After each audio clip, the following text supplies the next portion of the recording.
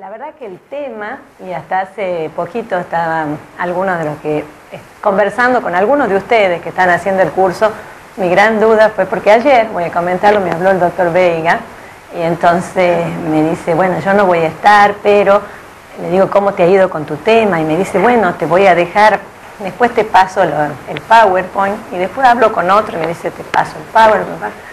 Y entonces, he aquí que anoche, ya tipo 9, 10 de la noche, me dijeron, es como que me bajó que había que tener un PowerPoint. A mí normalmente no me, digamos, es una herramienta a la que no estoy, vamos a decir, acostumbrada, o que en el caso de este tema, tengo un temor fundado en cansarlos o abrumarlos con la información que tiene el PowerPoint. Es decir, lo hice porque, bueno, digo, bueno, ya es una herramienta que todas es como que hacía falta que esté, pero les voy a pedir que ni siquiera, yo ni lo voy a mirar. Es decir, salvo cuando haya un cuadrito, solamente en una de las filminas les voy a decir, a esta prestemos atención. El resto, no crean que yo voy a seguir lo que dice ahí porque prefiero hacer otra estructura de esto. ¿Qué es lo que pasa? Que si vamos a seguir esto desde el artículo 22 al, digamos, para decirlo estrictamente, tenemos reformados, digamos, como artículos nuevos desde el 22 al 50, sin contar todo lo que va a ser tutela, curatela, es decir, la cantidad de normativa sumado a todo lo internacional, es decir, la cantidad de, vamos a decir, de nuevas normas o nuevos principios que entran en este tema es enorme y no creo que me dé para, entonces no vamos a ponernos por ahí, hay algunas filminas que está un artículo, no lo voy a leer, es decir, doy por hecho que ya cada uno después, todos tienen el código, todos lo leerán, yo voy a intentar hacer mis comentarios y acepto, por supuesto, también si alguno quiere hacer alguna pregunta, es un tema nuevo, donde hay un paradigma totalmente diferente que nos tiene que llevar a pensar desde cada uno desde su lugar, ¿no? Como operadores de derecho, ¿qué vamos a hacer? Entonces sí, he dicho, bueno, he puesto como la regla de todo esto. Yo sé que ya la doctora Ibáñez les habló de persona y, bueno, ¿cuál es la base cuando vamos a hablar de persona? Creo que me han puesto como título persona humana y sus atributos. A mí básicamente, sobre todo, vamos a hablar de la capacidad. La regla de todo esto es la dignidad de la persona humana, que con muy buen criterio el código lo consignó en el artículo 51, en cuanto a la persona humana es inviolable y todo tiene que tender al reconocimiento de esa dignidad de la persona. Bueno, sobre la base de esa dignidad sabemos, bueno, cuáles son los atributos. Esto ya es segunda aclaración. Al ser esta un posgrado, yo no voy a, este tema lo di hace poquito a los alumnos de grado, a los universitarios, y digamos, y con mis colegas, la doctora Ibáñez y todo, lo pensamos bastante, y él también lo sabe, si fue una decisión a tomar, si a los chicos que están estudiando le íbamos a enseñar directamente lo nuevo o íbamos a hacer una comparación entre lo vigente hoy ya derogado y lo nuevo. Y bueno, por el tiempo que dura la materia, que es muy corta, y una serie de circunstancias, y decidimos que vamos a dar solamente lo nuevo. Pero a ustedes, aquí, en este ámbito, yo pienso que es importante en muchos aspectos ir haciendo la comparación, sobre todo porque nos vamos a encontrar con situaciones que están hoy vigentes con el derecho actual, y que va a haber que de alguna forma revisar, adaptar, ver cómo nos acomodamos a este nuevo ordenamiento, que en algunas cosas tampoco es que sea 100% nuevo, sino que ya viene siendo una evolución de hace un tiempo. Entonces, bueno, como le han puesto atributos de la personalidad, solo se los enumera y más o menos he puesto los artículos que han ido tocando, cambiando eso, pero nosotros nos vamos a quedar con el tema de capacidad.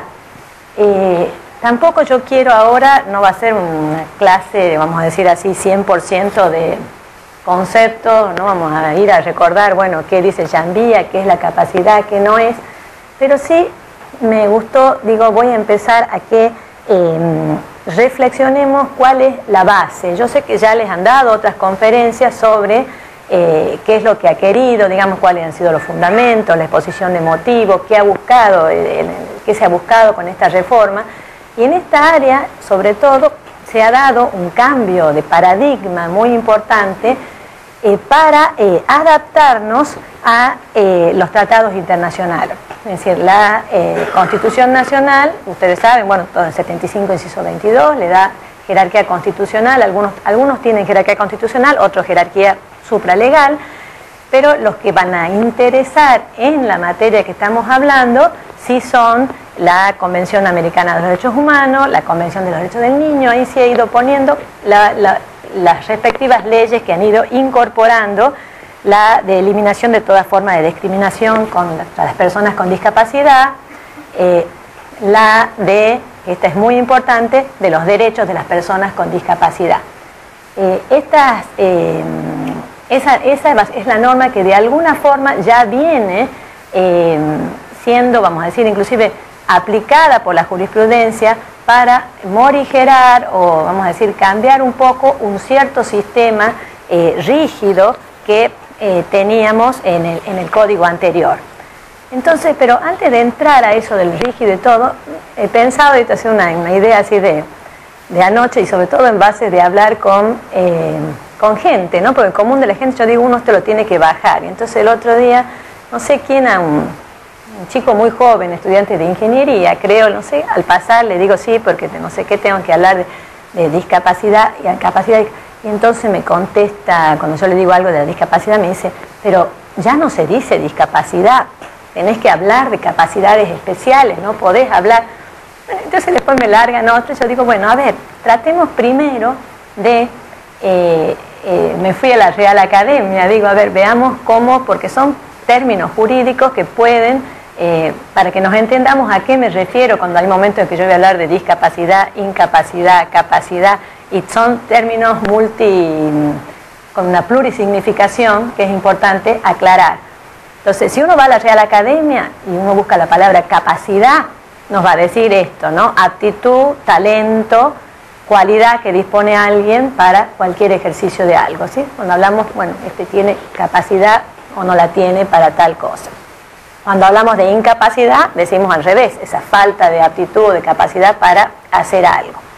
Y cuando uno busca discapacidad, le dice en realidad calidad o aptitud del discapacitado. Entonces, bueno, y si uno va a discapacitado o discapacitada, nos va a decir esto, ¿no? Esa persona, dícese de esa persona que está impedida o entorpecida de celebrar de alguna actividad en razón de alguna alteración intelectual o física. ¿Y por qué es importante esto? Ya ahora vamos a entrar, porque todo el tema de capacidad que ya vamos a ir desarrollando está absolutamente influenciado por las convenciones internacionales, tanto en lo relativo con los derechos del niño, es decir, con la capacidad progresiva para los niños, y con una filosofía o cosmovisión absolutamente diferente en materia de discapacidad. Fíjense, piensen en el viejo artículo 54, cuando nosotros veíamos los incapaces de hecho absoluto, estaba, además de la persona por nacer, el menor impúber, el demente declarado, y teníamos el sordomudo que no sabe darse a entender por escrito. ¿Qué pasa? Ese artículo que seguía vigente, que sigue vigente, vamos a decir, tiene se contrapone totalmente a los contenidos de, por ejemplo, de la Convención de las Personas con Discapacidad, que expresamente establece que yo no puedo poner como fundamento para limitar la capacidad en cuanto a aptitud jurídica, ya vamos a hablar de una persona, basándonos en algún impedimento físico o una discapacidad, llámese física, que pueda ser, qué sé yo, la ceguera, la sordomudez o lo que fuere, o inclusive intelectual o mental. Es decir, ya no es que esta norma que estaba puesta como protección, entre comillas, se vio que en la práctica muchas veces el restarle la aptitud, la capacidad jurídica, termina siendo no una protección, sino una suerte de barrera adicional a estas personas que casualmente lo que necesitan es, ya vamos a ver cómo se usa mucho el término, un apoyo, o necesitan una forma de que toda la sociedad los ayude a estar en la mayor situación de igualdad ante esto, ¿no? ante la vida. Entonces, previo, no importa, vamos a volver, pero ahí en el anterior todavía, pero no importa el tanto eso, les hablaba de qué pasa con la igualdad ante la ley. Es decir, en esto siempre es algo que se usa mucho. Bueno, ¿qué hacemos con la igualdad ante la ley? ¿Qué igualdad buscamos? Y en esto la clave es que, ustedes saben que la Corte dice, bueno, la igualdad de los iguales en iguales circunstancias, pero la reforma de alguna manera, trayendo lo que muchos pueden decir, esto me va a traer una inseguridad jurídica porque no hay parámetros tan firmes, pero lo que busca es que logremos una igualdad real, digamos, en concreto, y no solo en abstracto, sino ver que haya una igualdad de oportunidades y una igualdad en general. Bien, entonces, vayamos ya, entremos un poquito desde el punto de vista, volviendo a los conceptos, desde lo jurídico.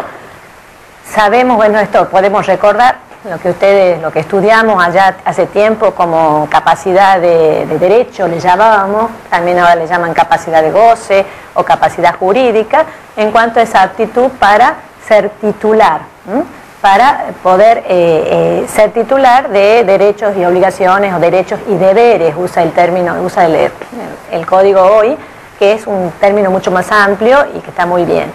Y por contraposición a esa capacidad de obrar o capacidad de hecho, y que el código nuevo le llama capacidad de ejercicio, un término muy específico, que es cuando yo voy a ejercitar por mí mismo, es la posibilidad de ejercitar por sí mismo esos derechos de los que es titular, esos derechos y obligaciones de los que es titular. Entonces, vamos ahí, no sé si... el artículo 22 claramente dice que toda persona goza de esa aptitud para ser titular, y que la ley da la regla general, va a poder privar para determinados simples actos o hechos jurídicos determinados. Entonces, este nos da la base, es decir, la base es que siempre vamos a presumir, y se parte de la capacidad, sobre todo de una presunción, ya vamos a ver después las edades, de capacidad de la persona mayor. Ya vamos a ir viendo cómo para los menores, en cambio, hay así como antes se presumía un régimen de incapacidad, ahora está, pero muy morigerado, porque se está buscando un sistema de autonomía progresiva. Se mantiene, desde un punto de vista doctrinario, podemos decir así, la distinción entre, es decir, si vamos al 23, comparamos con el que sigue, con el 23, que dice la capacidad de ejercicio es para ejercer por sí mismo, salvo los derechos que estén expresamente limitados o previstos en el Código y con la sentencia judicial y en la medida de esos alcances. Desde un punto de vista doctrinario se mantiene todo esto que ustedes quizás recuerden que se estudió en su momento, de los fundamentos de la incapacidad de hecho y de la incapacidad de derecho. Es decir, las de derecho, que son muy restringidas, obviamente nunca puede haber, se dice que siempre es relativa la de derecho, es decir, no puede ni podría haber una incapacidad de derecho absoluta, que sería una muerte civil, o otros autores hablan de que la esclavitud, y citan, porque leí mucho y bueno, me llamó la atención que algunos dicen, bueno, nos llevan hasta la asamblea del año 13, ¿no? Y bueno, pero la verdad es que no crean que hoy uno puede decir, no, eso ya fue y ya es historia. Desgraciadamente, bueno, el derecho penal lo ve de una forma y otra. Hay situaciones, si nos vamos al campo del derecho penal, por ejemplo, de la trata y todo, o vamos a hablar de las adicciones, donde de alguna forma en la práctica hay personas que terminan reviviendo lo que serían distintas formas de esclavitud. Pero por lo menos desde el punto de vista del derecho no podemos decir jamás que alguien tiene una incapacidad de derecho, no existe.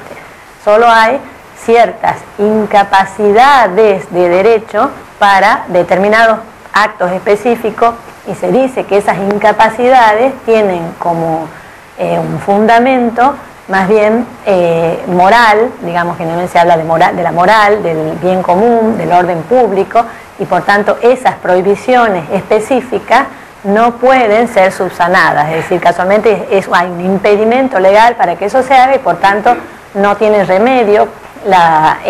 Un acto celebrado en contra de esa incapacidad de derecho específica va a ser nulo, de nulidad absoluta, no confirmable. Bueno, son las características de las incapacidades de derecho.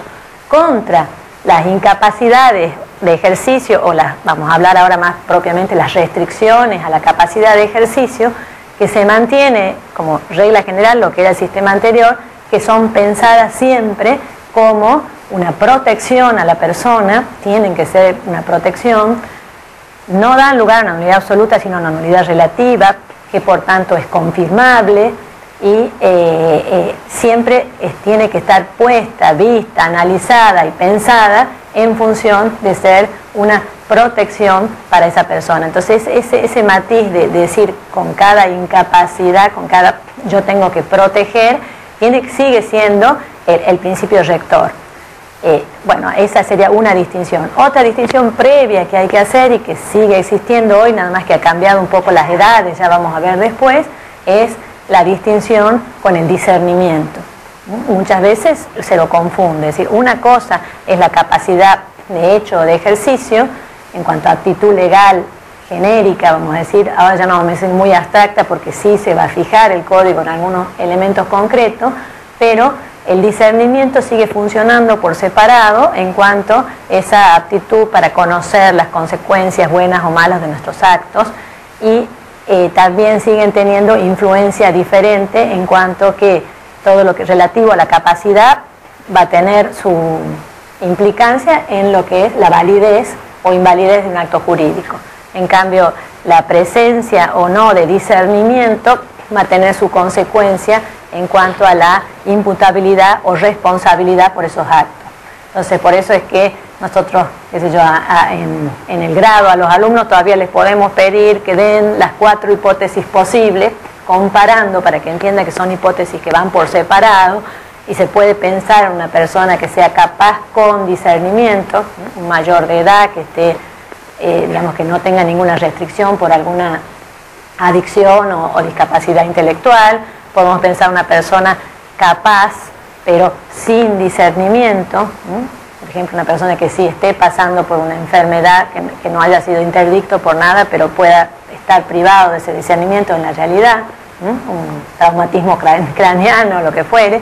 Podemos pensar un incapaz con discernimiento, ya vamos a ver, bueno, se mantiene el comienzo del discernimiento, para los actos ilícitos sigue siendo a los 10 años, el de los lícitos se lo adelanta 1 año, ya lo vamos a ver esto en un cuadrito, ahora es a los 13, y además puede haber, bueno, incapaz sin discernimiento, es decir, son 2 categorías que funcionan y siguen funcionando por separado. Y una última distinción que también hay que hacer previa es que no es lo mismo, ya acá en este ámbito todos lo saben, la capacidad de ejercicio con el poder. En cuanto a, cuando yo soy capaz de ejercicio, lo que me estoy refiriendo es si puedo ejercer un derecho propio por mí mismo. En cambio, cuando se otorga un poder, es para que alguien ejerza un derecho en nombre, en representación, digamos, para que las consecuencias de ese acto recaigan en cabeza de otra persona. Bien, entonces, vamos a tratar de... está el 24, pero bueno, después vamos a volver a eso. Vamos, yo ahora, sí, me gustaría pasar al cuadrito y... Dicen que esto funciona, no sirvo para estar muy quieta o sentada, no sé cómo era. ¿Ahí funciona? Bueno, tendríamos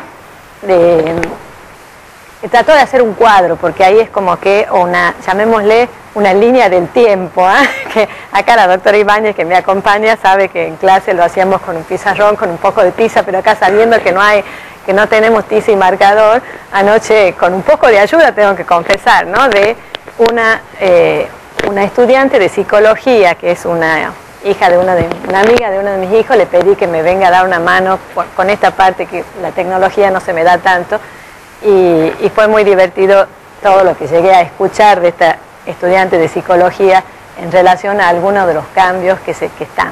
Pero para que nos quede así muy grabado, si tenemos en la línea de la persona, bueno, sabemos la concepción, ya lo dio muy bien la doctora Ibáñez, hasta el nacimiento, dice que no sirve este. A ver. ¿Cuál es? ¿Hola? ¿Ahí? Bueno, estaba apagado. Concepción hasta...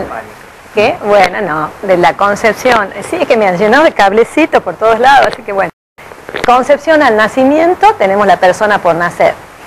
A partir que nace, hasta los 18 años, fíjense, todo este periodo son menores. Es decir, el término menores va desde el nacimiento hasta los 18 años.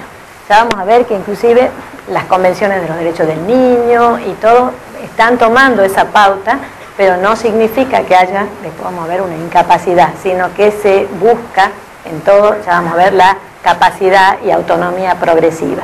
Pero esto para que más o menos nos ubiquemos en cómo está hoy, con la reforma, las nuevas edades que tienen algún tipo de influencia, ¿no? Otra edad importante, bueno, hasta los 18 van a ser menores. Los 10 años, como en el sistema vigente de Vélez, a los 10 años se adquiere el discernimiento para los actos ilícitos. A los 13 se adquiere para los lícitos, y desde los 13 a los 18 años, a ese menor, que sigue siendo en principio menor, pero ya se le llama adolescente. Y el adolescente ya es una categoría desde los 16 hasta los 18, establecen entre los artículos 25 y 26 que se considerarán, así dice, ahí está el término, se van a considerar como adultos a los fines de lo relativo al cuidado, digamos, de su propio cuerpo. Bueno, entonces volvamos ahora a la del 24, me vuelvo a sentar un poquitín y ya después vamos o la dejamos ahí, ya capaz que vamos a ir y volver sobre esa línea del tiempo. Entonces, no, la verdad que esto de tener, vuelvo para acá. ¿Este sigue andando? Bueno. ¿Quiénes quedan como incapaces de ejercicio? Es decir, el 24 nos da como una regla base diciendo, bueno, persona por nacer, que no tenemos duda, ¿no?, que la persona por nacer no puede ejercer por sí mismo y va a tener un representante, digamos la representación que va a ser lógicamente por los padres, o salvo que hubiera un supuesto de pérdida de responsabilidad parental de los padres, podría nombrársele un tutor. Después tenemos la persona que no cuenta, fíjense, ya en los menores ya no se dice los menores de tal edad, sino se habla quien no cuenta con la edad y el grado de madurez suficiente según lo que va a establecer después. Y después ya pasamos a la persona declarada incapaz por sentencia judicial. Es decir, dejando el inciso A, que es la persona por nacer, tenemos en el B todo lo relativo a los menores, que va a ser la primera parte de desarrollo de esto, y después lo relativo a aquellas personas que tienen algún tipo de discapacidad mental, donde también hay un cambio. Pero la base es que ya no hay, podríamos decir, ya no tenemos ese lo que había en los viejos 54 y 55, decir estos son incapaces de ejercicio de hecho absoluto y estos son relativos. No, toda la filosofía hoy va a ser priorizar la capacidad y en el campo de los menores hacer esta capacidad progresiva.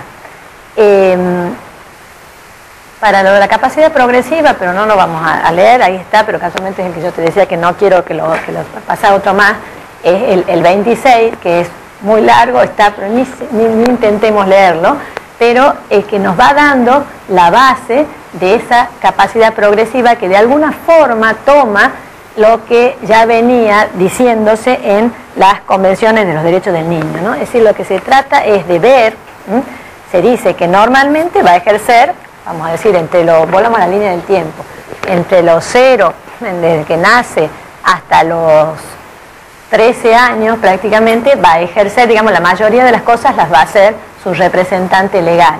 Pero no obstante eso, puede haber, y ya la ley lo plantea, situaciones de conflicto de intereses entre sus representantes, sean sus padres o sean sus tutores, y en caso de conflicto de intereses, expresamente el código les habilita a estar en juicio e inclusive a ser oídos, es muy importante ser oídos, y a tener una asistencia letrada. ¿Cómo? No, desde siempre. En todo, es decir, a cualquier niño y de cualquier edad. Piensen ustedes en esto, es que muchas veces, yo a veces estaba diciendo, capaz que el derecho no lo podemos pensar desde acá, estoy viendo, digamos, diríamos, la franja etaria de asistentes es de tenemos desde chicos muy jóvenes hasta algunos que quizás son padres, ¿no? Y entonces, esos que son padres, bueno, por ahí pueden llegar a pensar, bueno, no, pero yo cuando les decía los comentarios de la estudiante esta de psicología, una chica de 21 años, cuando yo le decía lo de los 16, me decía, 16, pero si es adolescente, y el adolescente todavía es emocionalmente inmaduro, y tal cosa y tal otro, ¿y por qué se le va a dar tanto? Bueno, la reflexión que hago es que vamos a tener que pensar en cada caso y concreto. Entonces uno por ahí piensa en función de sus hijos o los que uno conoce, pero como bien dijo Lorenzetti cuando presentó mi doctora Hayton, en esto estamos pensando en todo el universo, y hay casos de niños que pueden hasta tener conflictos con padres que los envían a vender drogas, con padres que bueno, hace poco salió un tema que ni siquiera me gustaría ni tocarlo, es decir, hay situaciones donde desgraciadamente hay progenitores o tutores o quien está cerca de un niño que no justamente están velando por el bien de ese niño. Entonces, si alguien ahí puede asistirlo y ayudarlo y ese niño ser oído, eso es lo que privilegia siguiendo todo lo que es la Convención de los Derechos del Niño. Es decir, el niño puede y debe ser oído sin perjuicio, que por eso es que está esto. La escuchaba la doctora Hayton cuando dio la presentación, dijo, es un sistema que confía, decía, en los jueces, confía en el criterio de los jueces. Yo lo que pasa es que, no sé si hay acá jueces que hagan toda la parte de incapacidad y todo, si hay alguna, yo le tendría que decir qué trabajo que va a tener a partir de ahora, es decir, porque ya vamos a ver, desde revisar, el estar, es decir, hay muchas cosas donde va a haber que tener una presencia, vamos a decir, muy importante. Bueno, sí, se confía, pero hay que ver cómo va a empezar a funcionar todo este sistema, vamos a decir así, ¿no? Volviendo, es decir, el menor va a ser oído. Entre los 13 y los 16 se presume, acá empiezan a distinguirse entre lo que distingue el código, el artículo 26, sobre los tratamientos invasivos y no invasivos, y según tengan o no efectos sobre, o puedan tener un riesgo sobre la salud. Entonces, entre los 13 y los 16, le dice que lo pueden hacer simplemente, pero con se presume que lo tienen para esos tratamientos, pero si compromete el estado de salud, se trata de que haya un consentimiento. El problema se plantea sobre todo cuando no hay unidad entre lo que digan o opinen los padres y lo que opinen. Entonces, en ese caso de discrepancia, se dice que va a ir al juez y que el juez tiene que tener en cuenta el mejor criterio médico y el interés superior del niño. Bueno, en esto que leí mucho, la verdad es que no es un tema nada fácil, yo diría ni siquiera solo para el niño, ni el de 18, ni el de ninguna edad, en lo que es relativo a tratamientos médicos. Y si bien hay leyes que lo hablan y lo exponen, hay una doctora que en un artículo publicó en La Ley, una doctora Fernández, que ponía como ejemplo para esto el caso de si hay o no consentimiento, por ejemplo, de ella pone la expresión del boom de las cirugías mamarias para las niñas de 15 años. Hubo un momento, espero que ya se pasó, yo ya no lo escucho tanto, pero parece que fue la moda, que pedían como regalo de 15 años ese implante. ¿Qué pasa? Ahí muchas veces, bueno, habrá que ver, depende a qué médico ha ido. Es decir, hay algunos médicos más o menos prudentes que le podrán decir, no, esta criatura todavía tiene etapas de desarrollo, no va a ser algo que le va a servir a la salud, etcétera, etcétera. Y muchas veces, terminó siendo, puede, si toca un médico con buen criterio bioético, puede ser el que le dé el freno. ¿Por qué? Porque desgraciadamente muchas veces no son los padres los que están capacitados, no sé cómo decir, no tienen no sé qué es lo que no tienen para poder decirle a la hija, no, espera un poco, no es momento. Pero en esto, ¿qué es lo que todo volvemos, y ahí ya vamos a ver, a lo interdisciplinario? ¿Por qué? Porque el caso que se planteara un pedido de esto, tendrá que entrar el psicólogo y entrar... pero en todas estas cosas, bueno, yo digo esto en el ámbito, ella daba el ejemplo de la cirugía estética, pero yo me voy a un ejemplo mucho más, quizá crudo o doloroso, que se da y se sigue dando. ¿Qué hacemos, por ejemplo, en materia de niños con cáncer o con algún tratamiento oncológico? En ese caso, digamos, la duda, digamos, se dice, el niño debe ser oído. Y ahí hay como un cierto, ¿cómo le vamos a decir? Una cierta creencia, por eso es lo que es la que habla la madurez, no es lo mismo la madurez de un chico como de otro. En general, mi experiencia, que la tengo cercana, y no solo por un hijo, sino que la tuve por otro hijo, y ya les puedo comentar, estoy al tanto con quienes están haciendo lo que se llama cuidados paliativos para enfermos jóvenes en materia oncológica, digamos enfermos terminales de una franja etaria de menos de 30 años. ¿Qué es lo que pasa? Ahí se da el chico, aunque sea chico, 15, 16, 17 años, la edad que tenga, muchas veces tiene un conocimiento y una, ¿cómo le puedo decir? Una sabiduría de lo que quiere y de lo que no quiere, a veces hasta superior al de los propios padres, y exige, y quiere y necesita que el médico le diga qué pasa, qué va a pasar, cuáles van a ser los pros, cuáles van a ser los contras, los efectos colaterales. Entonces, en los establecimientos, digamos, lo que ahí tiene que haber es una unión entre escucharlo al enfermo y después, por supuesto, buscar el mejor interés.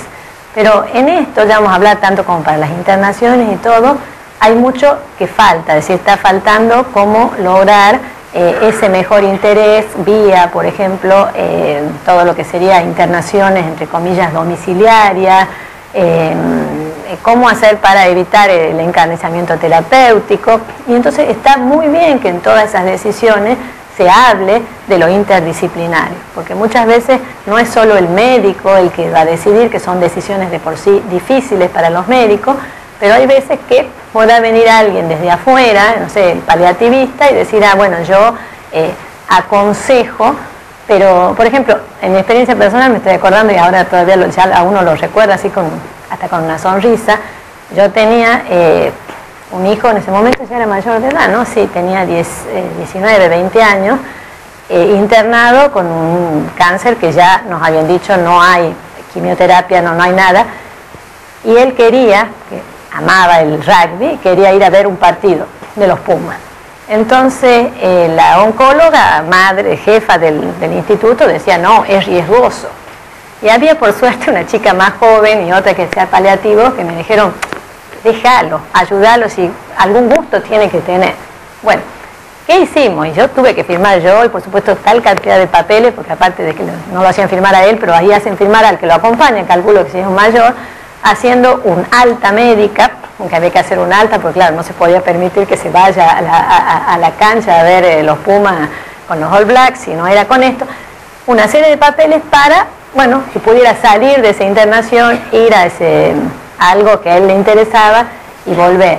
Pero toda la parte de, digamos, de infraestructura médica, digamos así, de papeles, de consentimiento informado para ese tipo de actividades, todavía nos falta mucho por desarrollar en aras a prever siempre el interés superior, vamos a decir en este caso del niño, del enfermo, del que está necesitando de que el derecho lo acompañe favorablemente, vamos a decir así.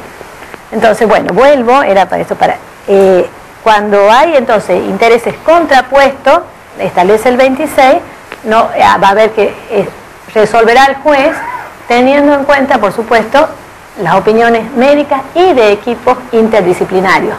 Esto de interdisciplinario lo vamos a escuchar miles de veces y entonces esto va a producir un cambio en el funcionamiento de los tribunales. Ya vamos a ver siempre que se trate de incapacitar. Pásame 2 más o menos, el 26 lo pasamos. En relación a la capacidad progresiva, he puesto ahí simplemente 2, 3 ejemplos, pero podríamos encontrar 30 ejemplos, como el sistema, digamos, habla de esta capacidad, digamos, los menores en principio serían incapaces, pero no es que no podemos decir que el menor es menor hasta los 18 y que el día que cumple los 18, claro, como ese día lo hemos pelado, ya pasó a ser un adulto que ya sabe todo. No, va a ir aumentando su capacidad en función de en el día a día. Entonces, por ejemplo, el 639, que es el artículo que establece lo relativo a la responsabilidad parental. Responsabilidad parental es lo que antes se llamaba la patria potestad. Hoy ya no es patria potestad, sino responsabilidad parental. Se dice que la responsabilidad parental va a ir disminuyendo en función de la autonomía progresiva del hijo. Es decir, a medida que el hijo vaya creciendo, va a ir disminuyendo la representación que ejercen esos padres en función de la responsabilidad parental. También, por ejemplo, el 684, que el 684 de alguna manera positiviza algo que ya venía siendo dicho por la doctrina. El doctor López de Zavalía, en el libro de contratos, padre a quien lo veo al hijo, ya hablaba de todos los contratos de menor cuantía. Es decir, la doctrina consideraba que ese niño que va al kiosco a comprar o que toma el colectivo y qué sé yo, son actos que eran de alguna forma válidos en razón de que se presumían realizados con el consentimiento de sus progenitores. Bueno, hoy eso está expresamente regulado, que era algo que ya lo establecía la doctrina y la jurisprudencia previamente. Después, por ejemplo, en 1922, que se refiere a la posesión, bueno, ya cuando vengan a derechos reales, nada más que la posesión, ahora ya se habla de adquisición de poder. Entonces, para adquirir poder sobre una cosa, se dice que hay que ser mayor de edad, salvo para los menores que a partir de los 10 años, ya si fuéramos en la línea del tiempo, a los 10 años también podríamos poner como edad para adquirir poder sobre una cosa. Después, por ejemplo, en el ámbito del mandato, también puede ser dado a una persona incapaz, y así podríamos enumerar cientos de normas que van diseminadas a lo largo del código, que van dando o hablando de mostrando, digamos, llevando a la práctica esa capacidad progresiva de los menores. Bien, bueno, lo salteamos, es lo que ya hablé, un poco de los derechos de los pacientes, que tenemos que estar. Se mantiene de alguna forma, voy a ir un poquito más rápido con lo de los menores, que creo que trae menos cambios, bueno, menos cuestiones de menos, ¿cómo vamos a decir?, conflictividad para llegar a la segunda parte, que es cuando nos vamos a referir al tema de la discapacidad intelectual. En el ámbito de los menores, con esta capacidad progresiva, se mantiene el tema de la capacidad laboral. El artículo 30 expresamente habla de la capacidad, digamos, se mantiene el tema del título habilitante. Si un menor tiene un título habilitante, va a ejercer y todos los frutos de ese trabajo lo puede administrar y disponer. Está, por supuesto, todo esto hay que vincularlo con convenciones internacionales que establecen la prohibición del trabajo, digamos, se habla del trabajo esclavo infantil, y que protege el trabajo de las niñas, niños y adolescentes, y también se presume que a los 16 años, si trabaja, se presume que tiene un consentimiento de los padres. Por otro lado, ¿cómo cesa esa incapacidad de los menores? Se sigue distinguiendo que hay dos vías de cesación de la incapacidad. Una, la mayoría de edad, que también se mantiene, que es el día que cumplen, digamos, a las 0 horas del día que cumplen los 18 años, o la emancipación, que lógicamente ya no tenemos la emancipación por habilitación de edad, esa dejó de existir, y solo se mantiene la emancipación por matrimonio. No obstante lo cual, el estado de capacidad entre el mayor de edad y el emancipado no es exactamente igual. Es decir, el emancipado, podríamos decir que ya que tiene un estatus básico de mayor capacidad, pero tiene ciertas incapacidades específicas que se mantienen muy semejantes a la del Código Antiguo. Y en cambio, el mayor de edad ya es plenamente capaz. Eso lo ponemos dos o más, pues no los vamos a leer estos artículos, no se asusten, pero básicamente entre el 27, el 28 y el 29, si que es el anterior, nos va diciendo como que la celebración del matrimonio es la que establece, digamos, el fundamento es que alguien no puede ejercer, digamos, la responsabilidad parental estando a su vez bajo otra responsabilidad parental, es decir, nace una nueva familia con el matrimonio, entonces la persona se emancipa. Esto se ha discutido mucho sobre cuál es la edad apropiada para el matrimonio. Si bien ustedes saben que desde Vélez en su momento se diferenciaba entre la mujer y el varón, es decir, había 12 y 14 años, después pasó 14 a 16, después pasaron 16, 18, siempre mujeres 2 años menos. Ahora se unifica, ya no se distingue entre mujer y varón con la edad para contraer el matrimonio, y lo que se establece es que desde los 16 podría ser, pero con dispensa, digamos, con consentimiento de los padres, o en caso de oposición de los padres tendría que ser con dispensa judicial, y por debajo de los 16 establece que ni siquiera no podría ser con dispensa de los padres, sino que tiene que ser necesariamente judicial. Y acá, ¿cuál es, digamos, la razón de fondo que se ha estudiado? Bueno, la verdad es que si uno piensa en un chico de, qué sé yo, una chiquita de 13 años que quiera decir, me caso, contraigo matrimonio, bueno, una de las principales indicaciones que da la doctrina es que el juez, si tuviera que dar una autorización para el matrimonio de una niña de 13 años, lo primero es que no debería ser determinante el hecho de que esta niña haya sido madre, por ejemplo. Es decir, muchas veces tenemos, y hay una realidad que inclusive estos últimos años, me decían, hay estadísticas, a partir de, bueno, no voy a hacer el análisis sociológico, pero el aumento de embarazos adolescentes ha sido exponencialmente, no tengo el número, pero muy importante. Entonces, una niña de 13, 14 años que haya sido madre, que dijera, me quiero casar con el padre del bebé, máxime si el padre es mayor de edad, o bueno, o aunque fueren los dos menores, no significa que el nacimiento de ese hijo o ese embarazo tenga que ser un factor determinante para que se dé la dispensa para ese matrimonio.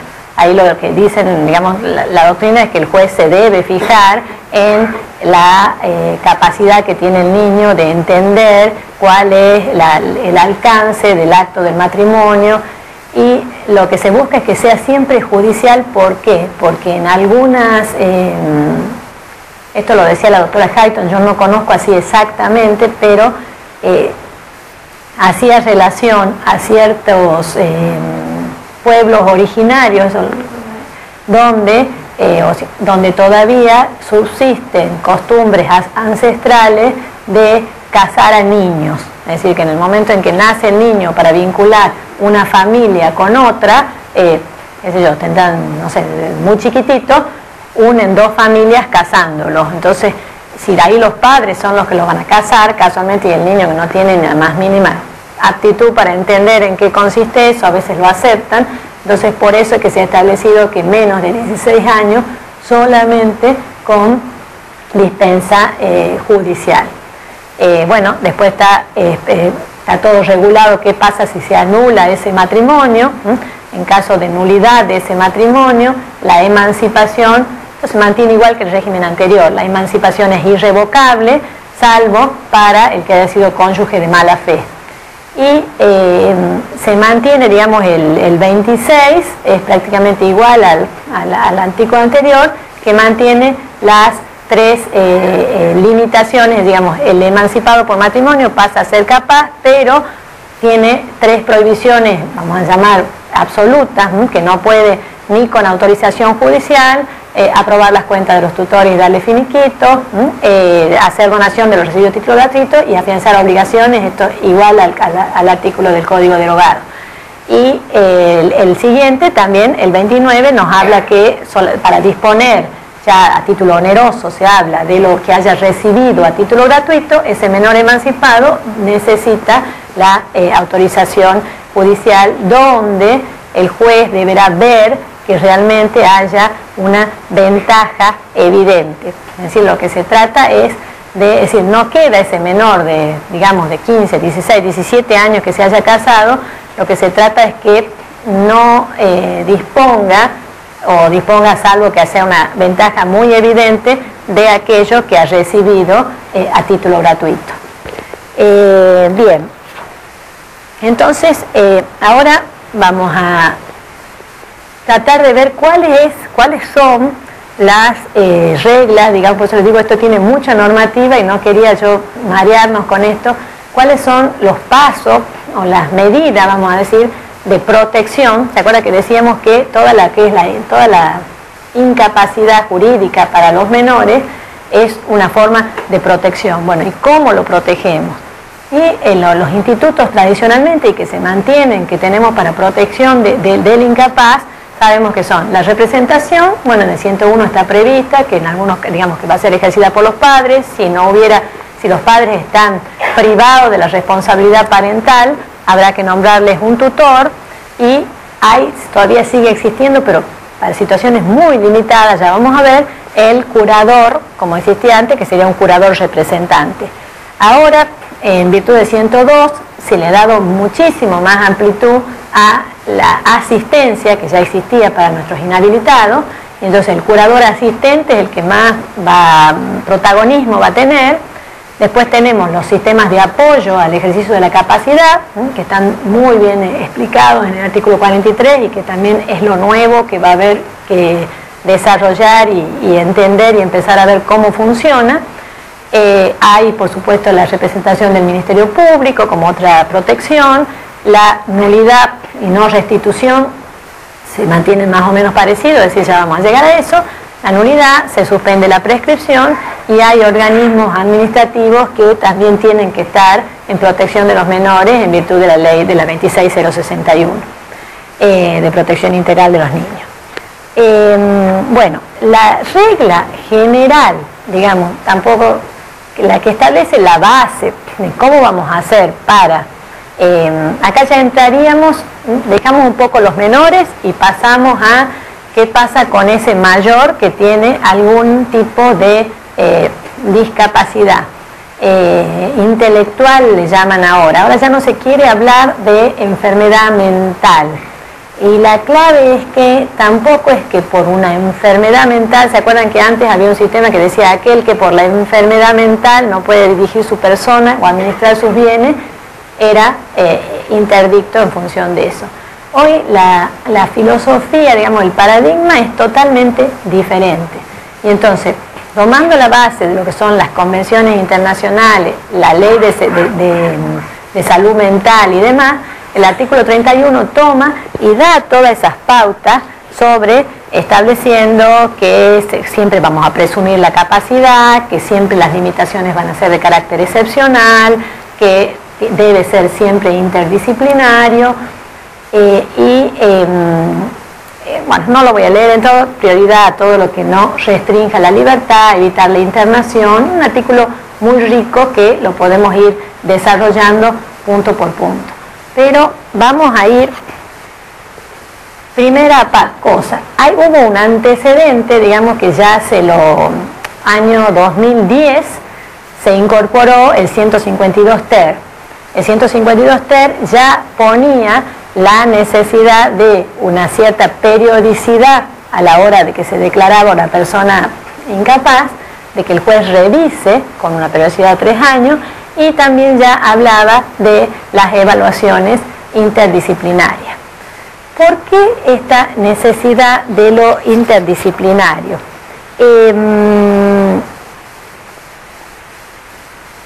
Ya vamos a ver, el artículo no lo pongamos por ahora, porque el 32, si nos ponemos a leerlo es muy grande, pero yo prefiero explicarlo así.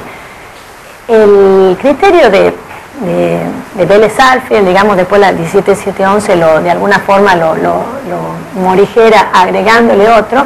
Al principio era el criterio médico, es decir, había una enfermedad mental o se hablaba del demente.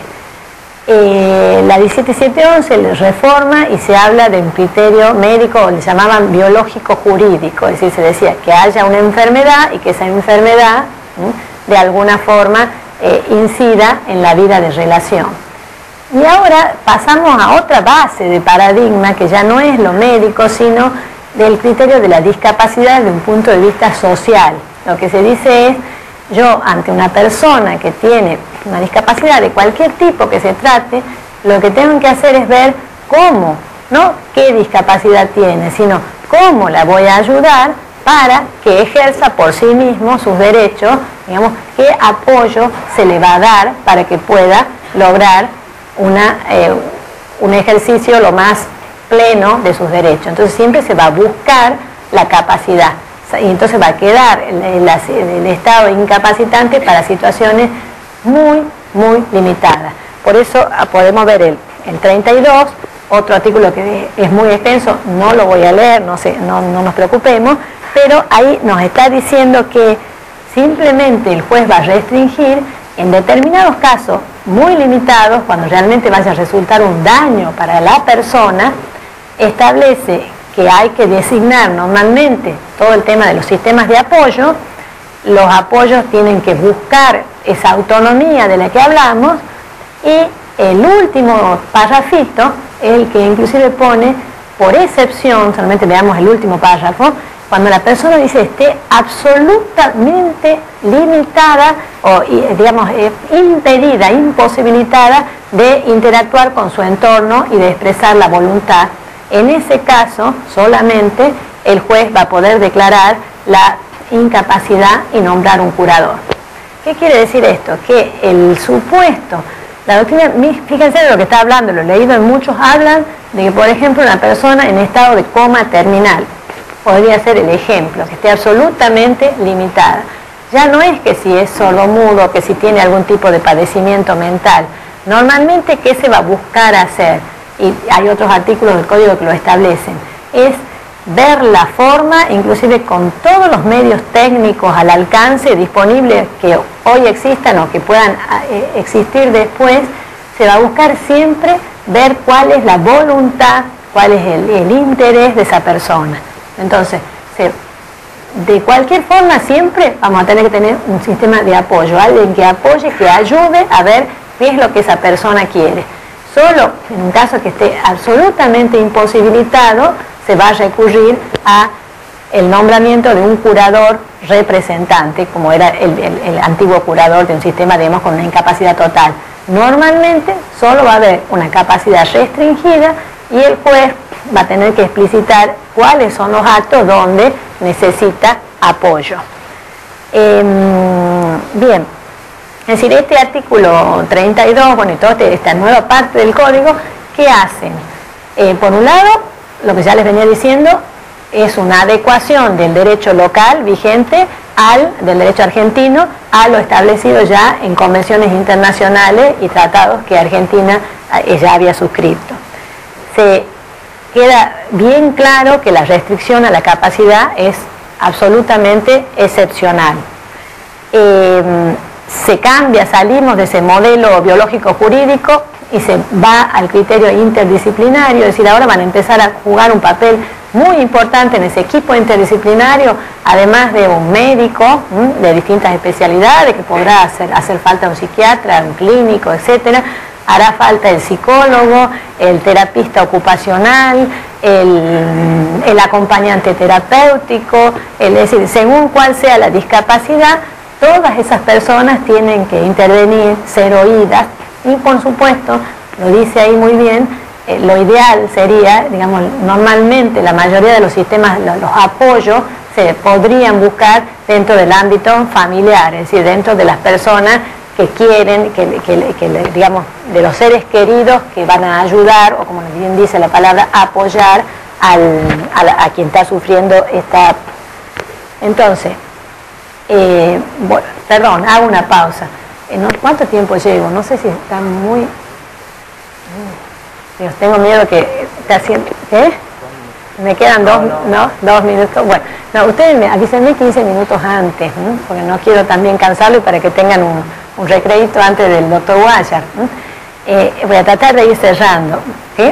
Entonces, no basta, avísenme 15, no, ya está, bueno, entonces no basta, bien, no basta saber, digamos, ver qué incapacidad tiene, sino qué va a requerir, en qué lo podemos ayudar. Y ahí la doctrina habla separa 2 presupuestos, digamos, habla de un presupuesto intrínseco y un presupuesto extrínseco. El intrínseco, que es lo que habla de la adicción o una alteración mental. Entonces acá ya, digamos, no se está hablando de un modelo médico, que digamos ya no es que interese solamente el diagnóstico, sino que se agregan presupuestos objetivos, que es lo extrínseco, que es decir, que de esa enfermedad mental importante, digamos, de esa adicción, la persona pueda hacerse un daño a sí mismo y a sus bienes. Es decir, principio número 1, una discapacidad comunicacional, si la persona no se puede comunicar, no debe llevar como consecuencia a la incapacidad jurídica. Yo hago un paréntesis, es más, dejaría como, hasta les consigo quien lo dé, yo creo que si da el tema o fuera de este curso en algún momento, se podría invitar, por ejemplo, el otro día el doctor Miroli me estaba comentando, digamos, desde el punto de vista médico, es un tema que no lo puedo tratar ahora, que es el tema de las adicciones, ¿no? Es decir, ¿qué hacemos con un adicto? ¿Qué hacemos? ¿Lo podemos internar? ¿No? ¿Qué pasa si no se lo quiere internar? ¿Qué hacemos con el ejército? Porque es un ejército de niños adictos que se los tiene como esclavitos, digamos, que se los hace adictos para que después salgan a vender la droga.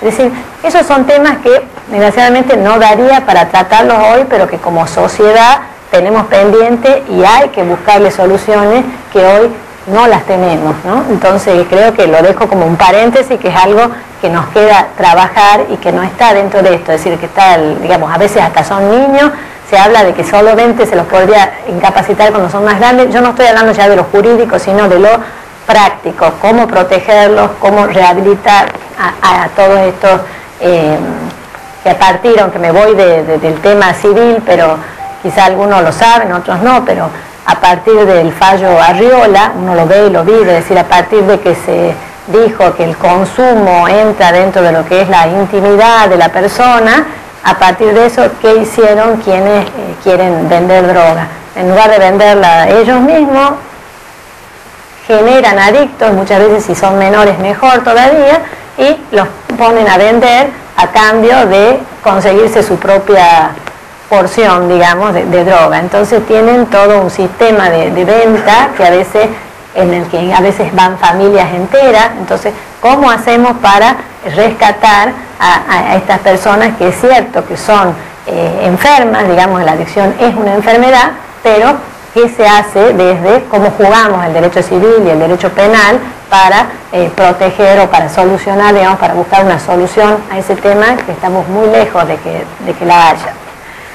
Bueno, como ya vamos a pasar todas las últimas, yo voy a tratar de llegar a las conclusiones, pero eso ya lo dejo para que cada uno lo lea. El código establece perfectamente cuáles van a ser todo el proceso, cuáles van a ser las reglas, quiénes son los que pueden pedir.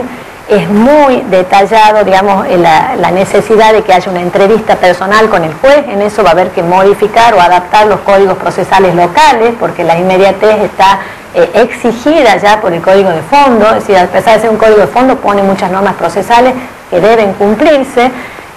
Tiene que intervenir el interesado en el proceso.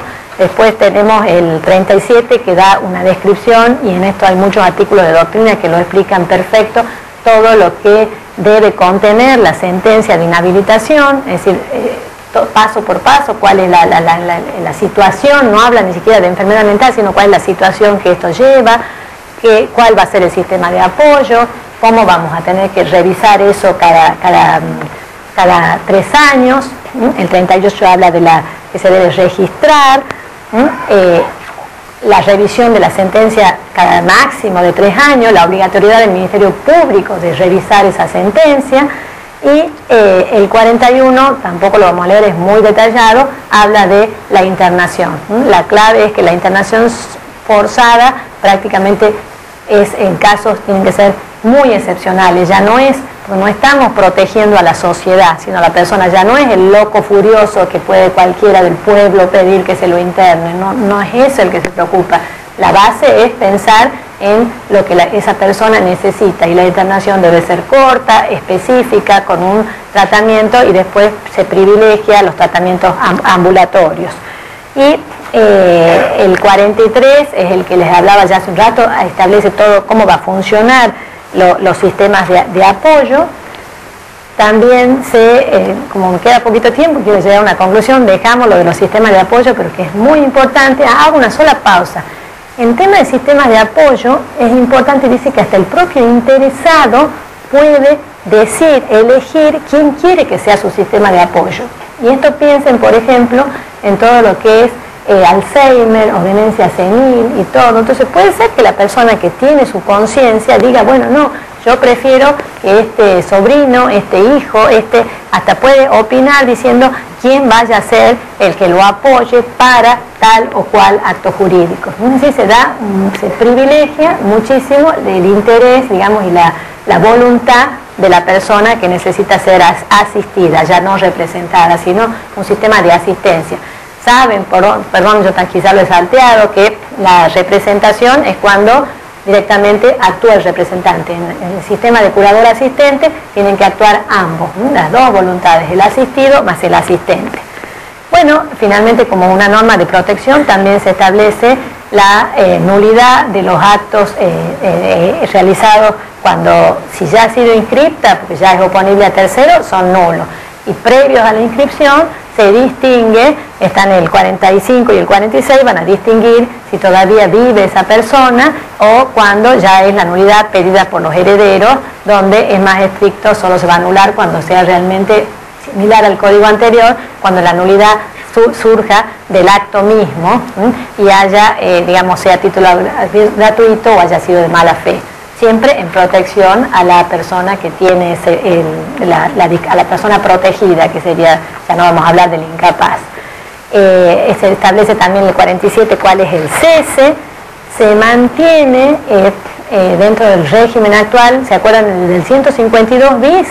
Ya los adictos, los disminuidos sus facultades mentales, ya pasaron dentro del otro sistema de que hay que ir evaluando cuál va a ser la restricción a la capacidad.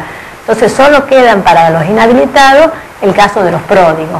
Esto se discutió y mucho si se iba a mantener o no el sistema, el requisito de la existencia de la familia. Finalmente se lo mantiene, es decir que es una cierta protección entre comillas, pero no puesta solo para la persona, sino para la familia, pero el juez debe establecer exactamente cuáles van a ser los actos de disposición que se van a prohibir.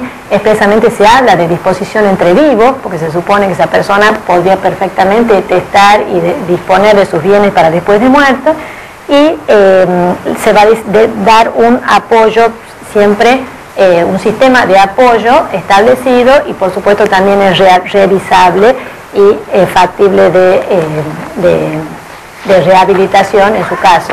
El tema, por ejemplo, de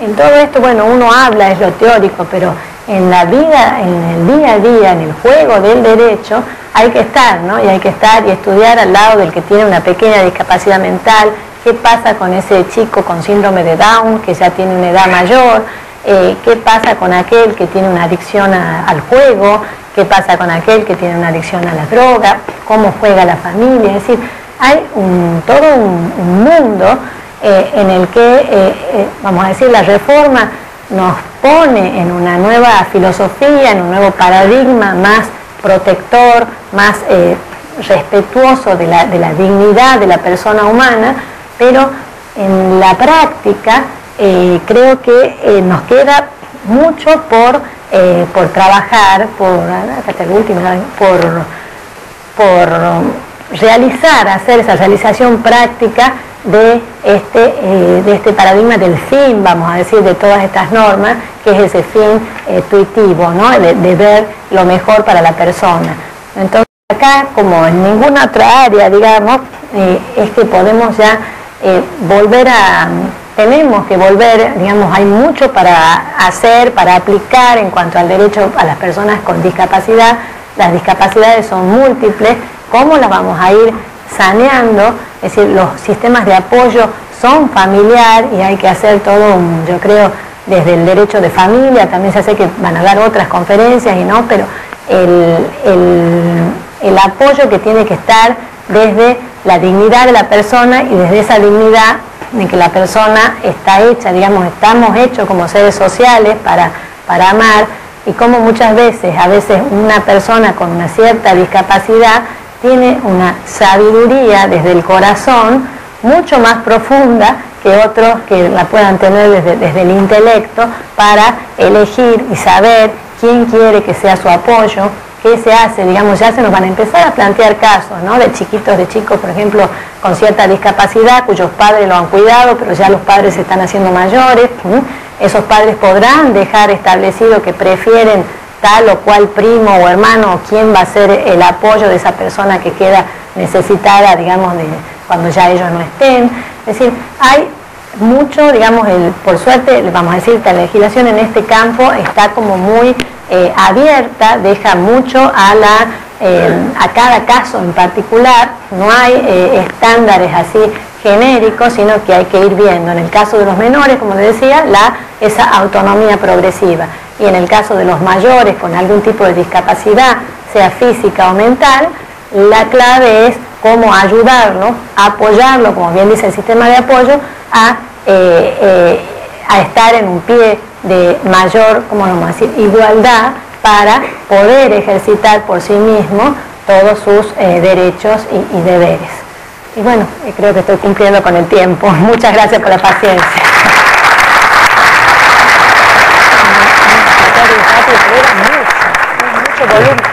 Si quieren preguntas, en realidad el material era infinito de salteado y quizás que los he cansado y los he abrumado, pero la pregunta que quieran, estoy disponible. No sé si ya llegó mi colega, doctor Guayar, o no. ¿Quieren preguntas o hacen un recreito? ¿Están cansados? Como gusten. ¿Hay preguntas? Por favor, se invita a la audiencia a hacer alguna pregunta a la doctora Costa con respecto al tema.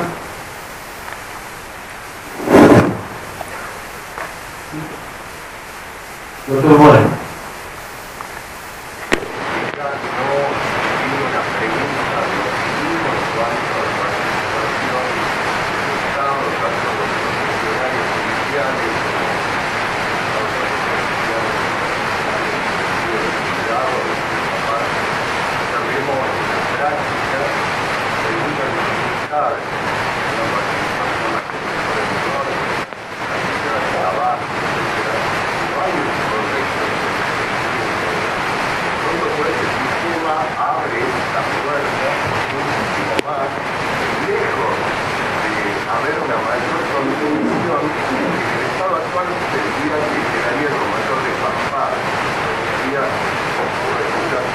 Sí, muy buena la observación. Claro, desde un punto de vista, yo la escuchaba y lo hablé con la doctora Hayton, ella dice esto, confía en el Estado, es decir, pone muchísima confianza en los jueces, en los defensores, en todas las instituciones de protección.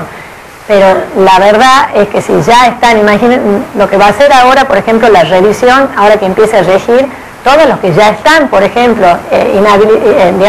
interdictos, digamos, todos los que están declarados demente, van a tener que revisar antes de los 3 años.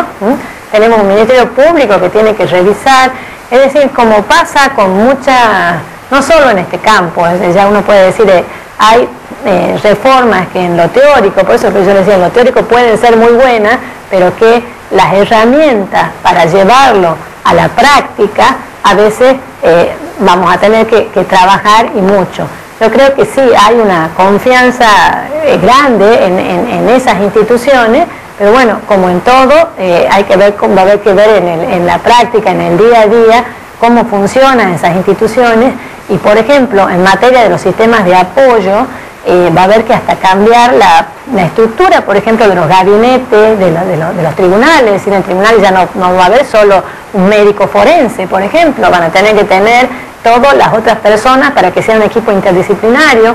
Es decir, hace falta todo un trabajo de adecuación de la realidad, digamos, de los operadores del sistema, para que realmente sea más intuitivo y más protector. Sobre todo que estamos pensando en el caso de niños, por ejemplo, que no tienen quien los apoye, o de personas, es decir, la violación, digamos, hay un artículo del doctor Kraut y otro, he leído mucho, que hay determinado, ¿cómo se puede decir?, estudios que establecen cómo se han ido sistemáticamente violando los derechos humanos de personas internadas en grandes centros de internación, que están internados hace años, por ejemplo.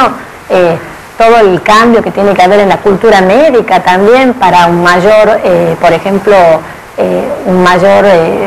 para que prevalezca lo ambulatorio y no la internación en las personas con discapacidad mental, vamos a decir así. Por supuesto que para el médico, hablemos de cualquier médico, en cualquier enfermedad, lo más, entre comillas, seguro muchas veces es que esté internado. Pero bueno, yo para externarlo tengo que tener toda una infraestructura, digamos, desde, como sería para la internación domiciliaria. Bueno, ¿cómo hago en todo eso? Es un desafío que tenemos por delante, ¿sí?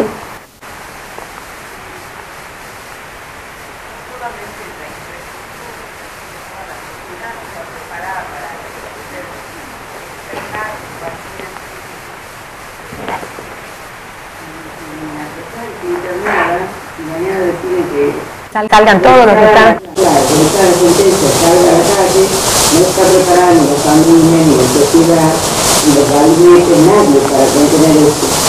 Y yo solo creo que nos falta mucho desde la justicia del ámbito judicial, que no hay gabinete, ni las personas que están preparadas, no solo los médicos, los psicólogos, fundamentalmente tienen que cambiar toda su estructura, su formación, su visión, que la tenemos que cambiar todos como sociedad. Creo que es muy inspirador lo de la doctora Hansen y mira a 100 años por delante, pero formar toda esa sociedad y educarla para que esto funcione, creo que está muy lejos de la realidad, y que no solo los jueces van a tener el problema grave de tratar, de aplicar toda esa nueva normativa, sino nosotros como operadores del derecho y la sociedad toda tenemos que reeducarnos en esa nueva visión del código, que sí creo que es positiva y que creo que es una sociedad altamente desarrollada, pero creo que nos va a dar muchísimos años para llegar. Y la pregunta mía puntualmente es, ¿qué pasa con todo lo que ya han sido declarados insanos? Porque ¿desde qué momento existe la obligatoriedad de que las sentencias sean revisadas? ¿Cuáles tienen que ser revisadas? ¿A partir de cuándo? Porque, ahora dicen 3 años y tiene que ser revisado. Existe la Junta Nacional de la Discapacidad que trabaja de una manera absolutamente distinta que lo que trabaja en los gabinetes de tribunales. Entonces, a ver, ¿quién va a revisar? Porque si la Junta se ha dado certificado por 10 años, y resulta que ahora viene a tribunales y después revisa la sentencia y decide que le va a dar por 3 años y va a ver, o capaz que se la revoca. A ver, ¿cómo funciona todo esto? ¿Hay examen? No, y eso es lo más lindo, es decir, el más preocupante, es decir, en teoría le pone en cabeza del Ministerio Público el que tiene la obligación de revisar. Hay autores que están diciendo que los 3 años empezarían, digamos, no hay una normativa transitoria de transición para todo esto, así que en teoría, si aplicamos el artículo 7, es decir, a partir de la vigencia del código. Y por eso lo que yo le decía, es preocupante qué pasa si de acá a 3 años tendríamos que... Lo que sí está diciendo la doctrina, que no significa que de acá, es decir, en agosto de 2015, no significa que en agosto de 2018 vamos a tener que cerrar todos los centros de internación porque hay que externar a todo el mundo, sería una locura. Lo que están diciendo es que ya quien está buscando algún tipo de, ¿cómo le puedo decir?, de posibilidad práctica de que esto no sea tan así, se habló sí de que el plazo de 3 años no es en ningún caso una suerte de caducidad. Es decir, la persona que ya está declarada insana, que ya está interdicta, mantiene esa interdicción. Solamente se va a levantar con todo el proceso que expresamente establece la actuación de órganos interdisciplinarios que vean que se puede, digamos, rehabilitar. Si no hay esa rehabilitación, mientras no se haga la rehabilitación, se mantiene esa inhabilitación. Los 3 años no es una suerte de caducidad. Lo que sí, habrá que ver cómo van a funcionar en esto.